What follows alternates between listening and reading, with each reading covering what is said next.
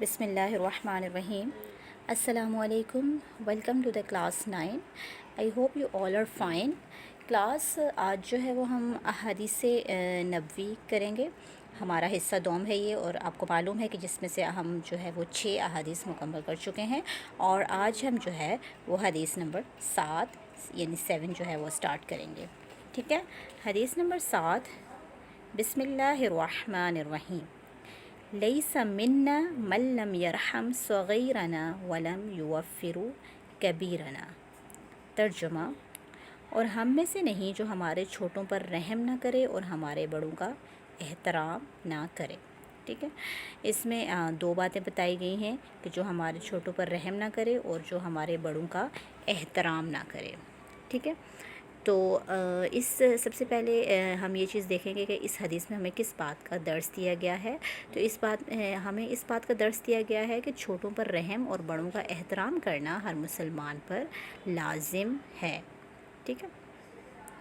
تو انسان جو ہے وہ اس کو اشرف المخلوقات ہونے کے ناطے اللہ تعالیٰ کی صفات کا مظہر ہونا چاہیے، یعنی جو اللہ تعالیٰ کی صفات ہے وہ اس کو اپنے اندر لانی چاہیے. اسی بنا پر انسان سے یہ توقع کی گئی ہے کہ وہ اپنے اندر اپنے خالق کی صفات پیدا کرے اور اپنے قول و فعل سے بھی ان کا اظہار کرے. ٹھیک ہے. مثلا اللہ تعالیٰ کی صفت ہے کہ وہ درگزر فرماتا ہے. انسان کو بھی چاہیے کہ وہ ایک دوسرے کی خطاؤں اور غلطیوں کو درگزر کریں. نبی پاک صلی اللہ علیہ وسلم نے اپنی حدیث میں اچھے اخلاق والے مسلمانوں کو یہ تلقین کی ہے کہ وہ دوسروں کو ان کے درجے کے مطابق عزت دیں. ٹھیک ہے. یہاں پہ ایک حدیث بیان کی گئی ہے. نبی پاک صلی اللہ تعالیٰ علیہ وسلم نے ارشاد فرمایا: لوگوں کو ان کے رتبے کے مطابق عزت دو. یعنی ہر کوئی عزت کے قابل ہے. چھوٹے ہیں تو ان کو بھی عزت دو. چھوٹوں کو آپ عزت دو گے یعنی رسپیکٹ دو گے تو آپ کو رسپیکٹ ملے گی. ٹھیک ہے. چھوٹوں پہ رحم کرنا اللہ تعالیٰ کی سب سے غالب صفت ہے. آپ کو پتہ ہے کہ اللہ تعالیٰ کتنا رحیم ہے. اللہ تعالیٰ اپنے بندوں پر رحم کرتا ہے. یہ اللہ تعالیٰ کی صفت ہے. ہمیں اللہ تعالیٰ کی اس صفت کو اپنانا چاہیے اور چھوٹوں پر رحم کرنا چاہیے. ٹھیک ہے. چھوٹوں پہ رحم کرنا چاہیے کیونکہ نبی پاک صلی اللہ تعالیٰ علیہ وسلم جو ہیں وہ بچوں پر شفقت فرماتے تھے. بچوں سے بہت زیادہ پیار و محبت کرتے تھے. ٹھیک ہے. تو ایک غزوہ میں مشرکین کے بچے مارے گئے. جب آپ صلی اللہ علیہ وسلم کو یہ معلوم ہوا تو آپ صلی اللہ علیہ وسلم نے فرمایا، جس کا ترجمہ یہ ہے کہ خبردار بچوں کو ہرگز قتل نہ کرو. خبردار بچوں کو ہرگز قتل نہ کرو. ٹھیک ہے. یعنی اگر وہ دشمن سے بھی جنگ میں ہوتے تھے، ان سے لڑ رہے ہوتے تھے، تو وہ یہی چاہتے تھے کہ دشمن کے بچوں کو بھی تکلیف نہ ہو. ٹھیک ہے. تو اس لیے ہمیں جو ہے وہ چھوٹوں پر رحم کرنا چاہیے، اس صفت کو اپنانا چاہیے. بچوں کی تعلیم و تربیت، بچوں کو مناسب تعلیم و تربیت سے محروم رکھنا انہیں شفقت سے محروم رکھنا ہے. ظلم یہ ہے کہ ان کی تعلیم و تربیت کے بجائے انہیں چھوٹی عمر میں جسمانی مشقت کے کاموں میں لگا دیا جاتا ہے. اس لیے ہم اگر حضور صلی اللہ تعالیٰ علیہ وسلم کی وعید سے بچنا چاہتے ہیں تو ہمارے لیے ضروری ہے کہ ہم بچوں کی مناسب تعلیم اور ضروری تربیت کا فرض پورا کریں. ٹھیک ہے. ایسا نہیں ہے کہ ہم بچوں کو جو ہے وہ ان کی ابتدائی عمر میں ہی کام پہ لگا دیں، بلکہ ان کی تعلیم اور تربیت کا خیال رکھیں اور ان کو مناسب جو ہے وہ تعلیم دی جائے سب سے پہلے بچوں کو. ٹھیک ہے. بڑوں کا احترام، نبی پاک صلی اللہ تعالیٰ علیہ وسلم نے صرف بچوں کی شفقت کا ہی درس نہیں دیا، بلکہ اس کے ساتھ ساتھ بڑوں کے احترام اور تکریم پر بھی زور دیا ہے کہ بڑوں کا بھی احترام کیا جائے.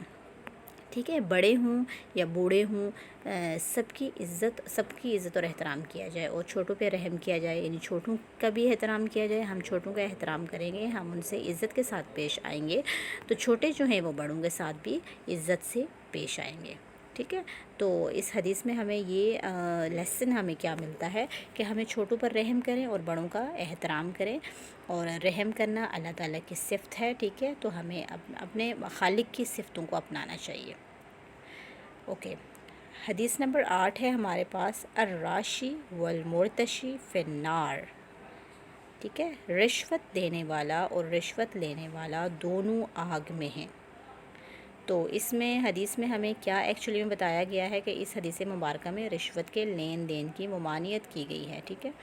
ایسا نہیں ہے کہ صرف رشوت لینے والا آگ میں ہے، بلکہ دونوں کے بارے میں فرمایا گیا کہ رشوت دینے والا اور لینے والا دونوں آگ میں ہیں.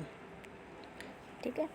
یہ رشوت کا چلن کسی قوم میں اس وقت عام ہوتا ہے جب عدل و انصاف ختم ہو جائے، یعنی جب عدل و انصاف ختم ہو جاتا ہے تو ہر کام جو ہے وہ رشوت کے ذریعے ہونے لگتا ہے۔ یعنی عدل و انصاف ہمارے معاشرے میں جب ختم ہو جاتا ہے تو سب جو ہے وہ پیسے دے کے اپنا کام کروانا شروع کر دیتے ہیں، ناجائز طریقے سے اپنے کام کرتے ہیں، جو کہ رشوت کہلاتا ہے۔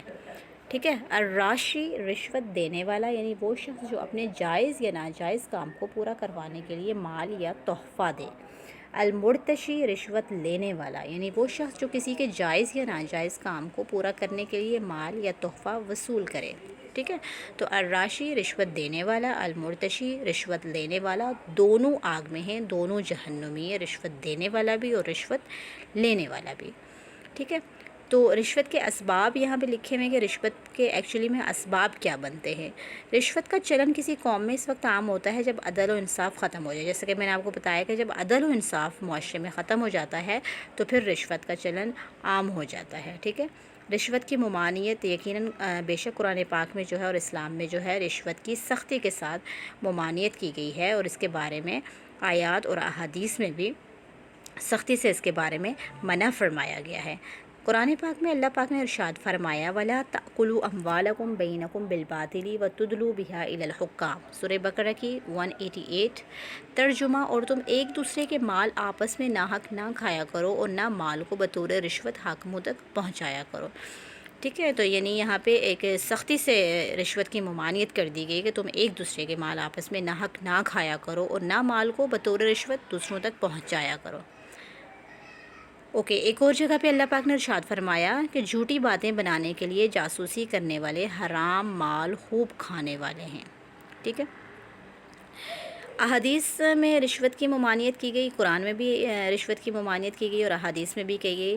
نبی پاک صلی اللہ تعالیٰ علیہ وسلم نے حرام مال کھانے اور ناجائز لین دین کے بارے میں فرمایا۔ ترجمہ ہے، رشوت دینے والے اور رشوت لینے والے حاکموں پر اللہ کی لعنت ہے۔ ٹھیک ہے، یعنی اللہ پاک کی لعنت ہے، یہ اس قدر برا کام ہے کہ اللہ پاک ان پر لعنت فرماتا ہے جو کہ رشوت لیتے ہیں اور جو رشوت دیتے ہیں۔ ٹھیک ہے، اور اس کے بعد جو ہے ہمارے معاشرے میں سے ہم رشوت کا ختم کیسے کر سکتے ہیں؟ حکومت جو ہے وہ ملازمین کی معقول تنخواہ مقرر کرے تاکہ وہ بآسانی گزر بسر کر سکیں۔ یعنی وہی بات ہے کہ اگر معاشرے میں عدل و انصاف ہوگا، ہر ملازم کو اس کے کام کے مطابق اس کو جو ہے وہ ایک تنخواہ دی جائے گی، تو یقیناً یہ رشوت والا کام جو ہے وہ ہمارے معاشرے سے ختم ہو سکتا ہے، اگر ہمارے معاشرے میں عدل و انصاف پوری طرح سے قائم ہو جائے۔ حدیث نمبر 9، من نصر قومه على غیر الحق فهو كالبعیر الذي ردا فهو ينزع بذنبه۔ ترجمہ، جس شخص نے کسی ناجائز معاملے میں اپنی قوم کی مدد کی تو اس کی مثال ایسی ہے جیسے کوئی اونٹ کنویں میں گر رہا ہو اور اس کی دم پکڑ کر لٹک جائے تو خود بھی اس میں جا گرے۔ سب سے پہلی بات، اس حدیث سے ہمیں کیا سبق ملتا ہے کہ اس حدیث سے مبارکہ میں اپنوں کی ناجائز معاملے میں مدد کی مذمت کی گئی ہے۔ ٹھیک ہے، یعنی آپ نے اپنوں کی یا اپنی قوم کی ناجائز چیزوں میں اگر مدد کریں گے تو آپ بھی یقیناً اس میں برابر کے شریک ہیں۔ ٹھیک ہے، تو یعنی جو شخص اپنے قبیلے کے لیے، اپنی قوم کے لیے جھوٹے اور ناحق چیزوں میں اپنی قوم کا ساتھ دے گا، اپنے قبیلے کا ساتھ دے گا، تو وہ اپنی قوم کے ساتھ اپنے آپ کو بھی تباہ و برباد کر دیتا ہے۔ ٹھیک ہے، یعنی صرف اس کی قوم تباہ اور برباد نہیں ہوگی، ساتھ میں وہ بھی جو ہے وہ تباہ اور برباد ہو جائے گا۔ ٹھیک ہے، تو اس لیے ہمیں چاہیے کہ ہم بھلائی اور نیکی کے کاموں میں اپنی جو ہے وہ قوم یا اپنا قبیلہ یا جو اپنے ہمارے بھی جو بھی گیدرنگ ہے، ہمارے جو لوگ ہیں، کوئی بھی ہیں، ہم ان کے ساتھ جو ہے وہ اچھے کاموں میں، نیکی کے، بھلائی کے کاموں میں ان کا ساتھ دیں۔ جھوٹے اور اس طرح کے کاموں میں، ناجائز کاموں میں بالکل بھی ساتھ نہ دیا جائے۔ آپ کے اپنے بھی ہیں تو آپ ان کو ناجائز کاموں میں ان کے ساتھی نہ بنیں۔ ٹھیک ہے، قرآن پاک میں اللہ پاک نے ارشاد فرمایا، ترجمہ ہے، اور تمہارے خاندان اور قبیلے بنا دیے تاکہ تم آپس کی پہچان کر سکو۔ ٹھیک ہے، یعنی قوم قبیلے اللہ تعالیٰ نے اس لیے نہیں بنائے کہ ہم جو ہے وہ ایک دوسرے کو فیور کریں. قبیلے اللہ تعالیٰ نے پہچان کے لیے، انسان کی شناخت کے لیے بنائے، شناخت کے لیے بنائے ہیں کہ انسان دنیا میں آیا ہے تو اس کے یہ جو رشتے ہوتے ہیں، پھر جو قبیلے ہوتے ہیں، جو قومیں ہوتی ہیں، یہ سارے انسان کی شناخت کے لیے بنائی جاتی ہیں تاکہ وہ ایک دوسرے کو پہچانیں.